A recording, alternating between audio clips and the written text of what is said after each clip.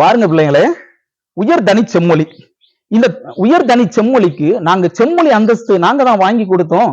ஐயா கலைஞர் தான் வாங்கி கொடுத்தாருன்னு சொல்லி 2 நாளைக்கு முன்னாடி நடந்த திராவிட முன்னேற்ற கழகம் பொதுக்கூட்டம் ஒன்றுல ஐயா ராசா அவர்கள் பேசினார்கள். அப்படி பேசும் பொழுது அவருக்கு எதிராக இருந்த விளக்கு கம்பம் சரிந்து விழுந்தது. அவர் தப்பிக்கொண்டார். நல்ல வேளை அவர் தப்பிக்கொண்டார். காரணம் என்ன? இந்த தமிழ் நினைக்கின்றது எனக்கு செம்மொழி அந்தஸ்தை இவர்தான் வாங்கி கொடுத்தார் என்று சொல்லுகிறார்களே, இந்த மக்கள் எல்லாம் பார்த்து கொண்டு இருக்கின்றீர்களே, நீங்கள் கேட்க மாட்டீர்களா என்று யோசித்தது. அதன் பின் தான் தெரிந்தது அதற்கு. ஓஹோ, இவர்கள் 200 ரூபாய்க்கும் கோழி பிரியாணிக்கும் கோட்டருக்கும் விலை போன மாக்கள் அல்லவா, இவர்கள் எப்படி கேட்பார்கள் என்று சொல்லி தமிழ் அந்த இயற்கையின் மீது கொண்ட நம்பிக்கையில் அது சொன்னது. அந்த மின் கம்பம் சரிந்து விழுந்தது.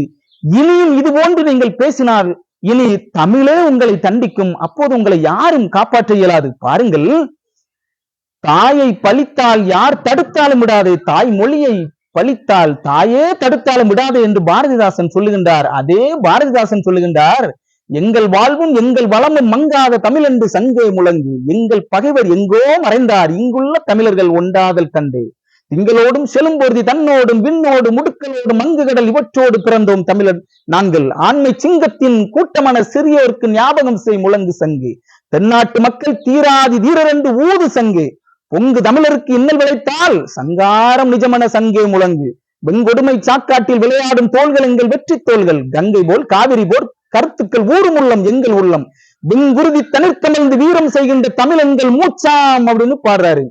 தமிழ் எங்கள் மூச்சு. ஆகவே அந்த மின் கம்பம் கீழே சரிந்து விழுந்தது. பாருங்கள், எல்லாவற்றிற்கும் சிக்கர் ஒட்டினார்கள்.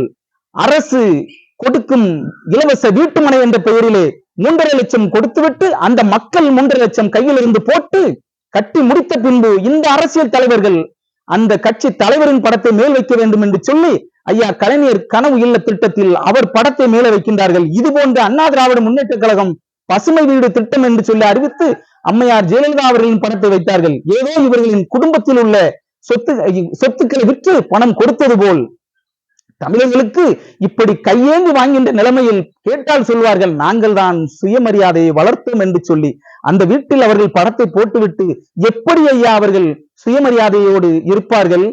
ஆகவே இந்த செம்மொழி விடயத்தில் இப்படி எல்லா விஷயங்களுக்கும் ஸ்டிக்கரை ஒட்டிவிட்டு தமிழுக்கும் ஒட்ட வந்து விட்டார்கள். கவனமாக இருங்கள்.